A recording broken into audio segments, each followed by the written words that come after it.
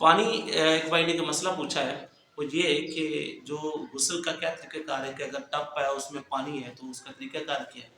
ये याद रख लें, जो पानी बज़ाते खुद पाक होता है और पाक करने वाला भी होता है, और उसमें अगर किसी ने अपना हाथ उस टब में डाल दिया तो समझ लें वो पानी नापाक हो गया, वो पानी मुस्तामल हो गया। अब उससे हम गुस्ल नहीं कर सकते, हम उससे गुस्ल नहीं कर सकते, उससे हमारा जिस्म पाक नहीं होगा।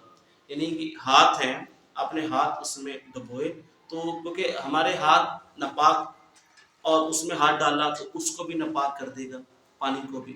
उसका तरीक़ाकार ये है, सबसे पहले एक टूटी के साथ अपने हाथों को धो लिया जाए, और हाथों को धोने के बाद आप उसमें अगर उसमें डाला जाता है, फिर उसमें जो डब्बा है उसके साथ हम गुस्ल करें।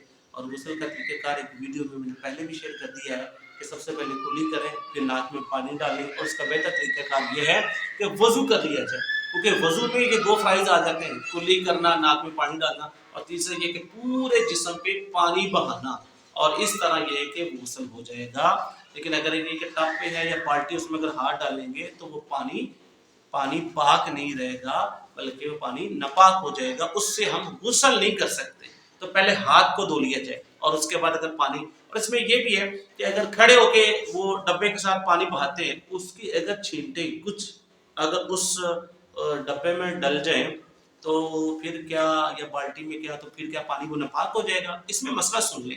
मसला ये है कि ये देखा जाएगा कि कतरात ज़्यादा हैं नापाक जो गिरे हैं, या पानी ज़्यादा है। तो ज़ाहिर है कतरात की कुछ मिकदार होती है और पानी ज़्यादा होता है, तो अगर नहाते-नहाते कुछ कतरे अगर पानी में गिर जाएँ, पानी पाक ही रहेगा, पानी नापाक नहीं होगा। ये तरीक़ेकार है।